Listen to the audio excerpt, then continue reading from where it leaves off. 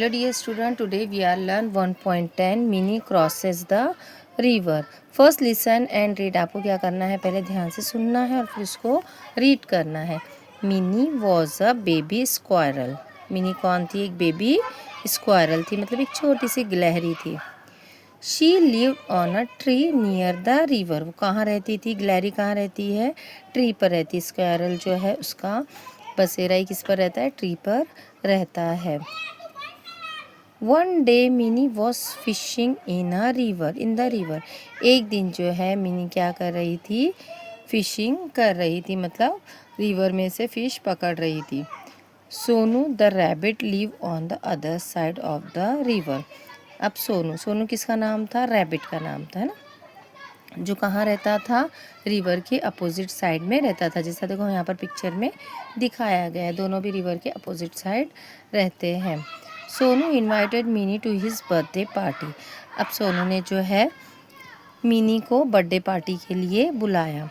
Hearing this mini was very happy. ये सुनते ही mini मतलब स्क्वायरल जो थी वो बहुत ही खुश हो गई. मगर बट शी कुडंट स्विम, लेकिन उसको तैरना नहीं आता था. Then how could she go for Sonu's birthday party. अब जब उसको तैरना ही नहीं आता है तो वो नदी के उस पार कैसे जाएगी? Suddenly Sonu had idea. अचानक, सडनली का मतलब क्या होता है? अचानक. अचानक सोनू के मन में क्या आ गया? एक आइडिया आ गया. He asked Minnie to fix her fishing hook on the tree and throw the string towards him. अब उसके दिमाग में एक आइडिया है. उसने क्या कहा? जो ये फिश की स्ट्रिंग है ना, इसके अंदर ये हुक होता है ना, ये हुक में ही जो है फिश अटकती है.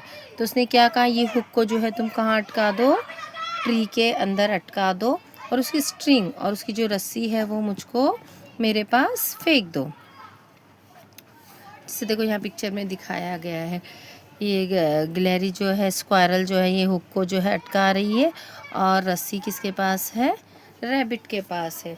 Mini fix the hook on the tree and through the string towards Sonu. अब मिनी ने क्या किया? हुक को इधर फिक्स किया और रस्सी को जो है कहाँ फेंक दिया? इस सोनू के पास. Sonu tied the string around the tree on his side. अब सोनू ने क्या किया? अपनी साइड का जो ट्री था वहाँ पर रस्सी को बांध दिया. Mini hung her umbrella on the string. अब मिनी ने क्या किया? अपनी जो अम्ब्रेला थी उसको स्ट्रिंग के अंदर टंगा दिया. देखो अम्ब्रेला का ये हुक है ना, इस हुक को उसने जो है इसमें डाल दिया. अब यहाँ पर देखो, she said on the umbrella and cross the river. Mini and Sonu enjoy the birthday party. अब क्या हुआ?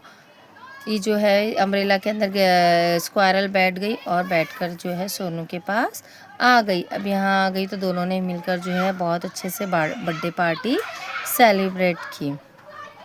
इस लेसन से हमको क्या मॉरल मिलता है? कि हमेशा अपने दोस्त की जो है मदद करनी चाहिए, हेल्प करनी चाहिए. Second, read the sentence in the correct order after numbering them.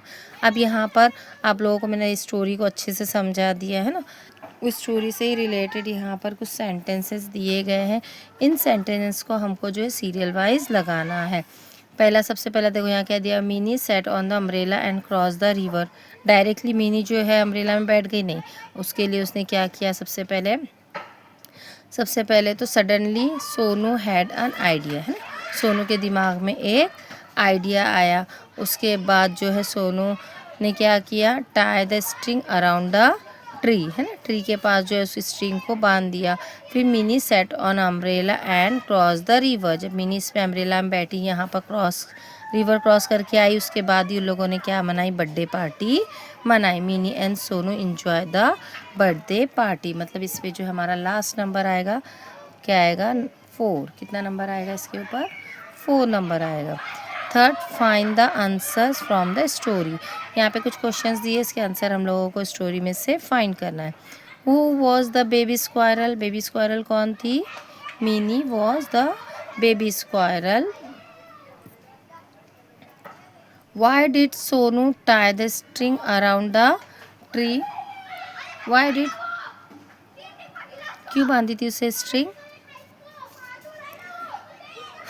Sonu tied the string around the tree to help Mini cross the river. की स्ट्रिंग बांधी थी ताकि वो जो है आसानी से रिवर को क्रॉस कर सके। What did mini and Sonu enjoy. Mini और सोनू ने किस चीज़ से का mini and Sonu enjoy the birthday party. क्या एंजॉय किया था? Birthday party. क्वेश्चन नंबर 4 है हमारा, look at the picture and tick the correct action word. यहाँ पर देखो एक्शन दिया है, क्या कर रही है लड़की? स्विमिंग कर रही है ना, तो स्विमिंग पे टिक करना है। साइकिलिंग कर रही है ना, मतलब क्या कर रही है? राइडिंग कर रही है, सवारी कर रही है। फिर यहाँ पर लड़का जो है क्रॉस कर रहा है, तो लिखना है यहाँ पर ये लड़का क्या कर रहा है? क्रॉसिंग कर रहा है, तो हम लोगों को क्या करना है? क्रॉसिंग पर टिक करना है, राइट। इसके बाद यहाँ पर ये लड़का क्या कर रहा है? ब्रशिंग कर रहा है ना, तो हम लोगों को किस पे टिक करना है? ब्रश पे, ब्रशिंग पे टिक करना है। क्वेश्चन नंबर 5 हमारा क्या दिया हुआ है? सबसे पहले क्या दिया हुआ है? Fill in the blank using the given help box, right. सबसे पहले यहाँ पर ये लड़की क्या कर रही है? देखो यहाँ पर नीचे तुमको सब ऑप्शंस दिए हुए हैं ना, इसमें से हम लोगों को पिक्चर को देखते हुए ऑप्शन लिखना है। रीटा इज़ अ, क्या कर रही रीटा? रीडिंग, पढ़ाई कर रही है ना। Rita is a reading.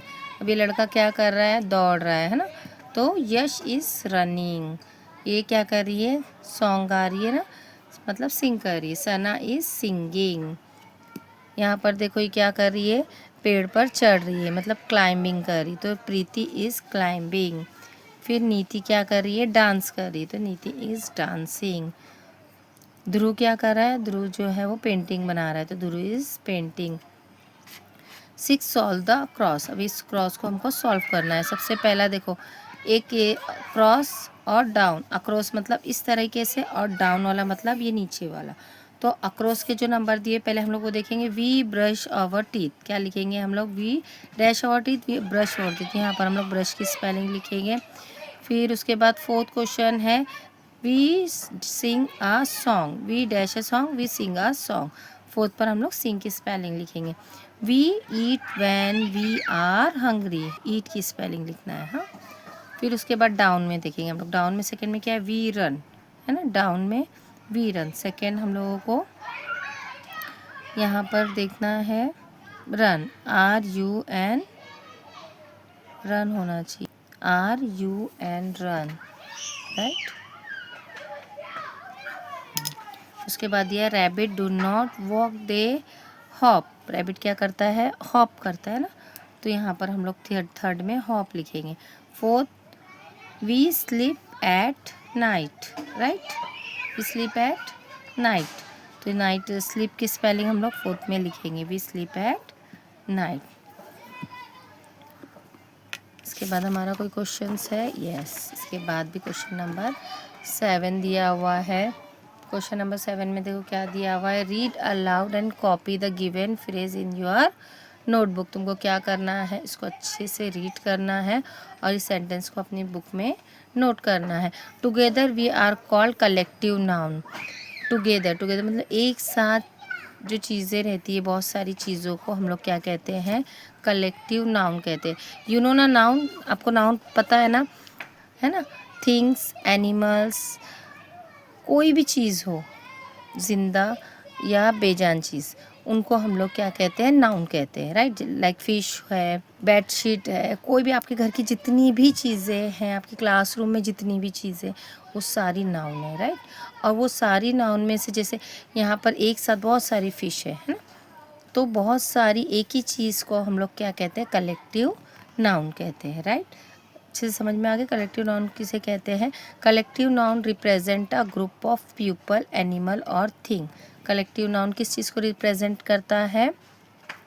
Group of people, people के ग्रुप हो या एनिमल्स के ग्रुप्स हो या कोई भी थिंग हो, समझा, उसको हम लोग बोलते हैं कलेक्टिव नाउन, राइट। अब यहाँ पर देखो हर ग्रुप का जो एक अलग नाम होता है, राइट। जैसे बहुत सारे बच्चे हैं ना, क्लास में बहुत सारे बच्चे हैं, तो लोगों क्या कहा जाता है? स्टूडेंट्स कहा जाता है, राइट। ये स्टूडेंट्स का ग्रुप है। और बहुत सारे फिश के ग्रुप को कहते हैं अ शॉल ऑफ फिश। बहुत सारे डॉग है, उनके ग्रुप्स को क्या कहेंगे? A pack of dog, right. इसके बाद ये बी है, बीज के जो है ग्रुप को हम लोग क्या करते हैं, आ स्वम ऑफ बीज। कपड़ों के बंडल रखा, बहुत सारे कपड़े रखे, उसको बंडल ऑफ क्लोथ्स। फ्लावर का जो बंच होता है उसको हम लोग क्या कहते हैं, अ बुकेट ऑफ फ्लावर। इसी तरह यहाँ पर देखो, अ कॉलोनी ऑफ एंट, है ना। अगर बहुत सारी चींटियाँ हैं तो हम लोग वहाँ पर क्या कहेंगे, a group of ant, a colony of ant. बहुत सारे पीपल्स हैं, उसको कहेंगे अ क्राउड ऑफ पीपल। हम लोग मतलब ट्रेन में बहुत ज़्यादा क्राउड्स था, राइट, है ना। तो जो पीपल का ग्रुप होता है उसका के लिए हम लोग क्या यूज़ करते हैं, क्राउड वर्ड यूज़ करते हैं। इसी तरह अगर बहुत सारी बुक्स रखी हुई तो हम लोग क्या बोलेंगे, a pile of books. Then a flock of ships, a head of cattle, a team of player, a bunch of grapes. Understand this, अच्छे से आपको समझ में आया। कलेक्टिव नाउन किसको कहते हैं, कलेक्टिव नाउन जो है रिप्रेजेंट करता है पीपल्स, एनिमल्स, थिंग के ग्रुप को। If you understand this, please like and subscribe your friends, ताकि वो भी जो है इस लेसन को अच्छी तरह से समझ सके। And subscribe my channel. Thank you.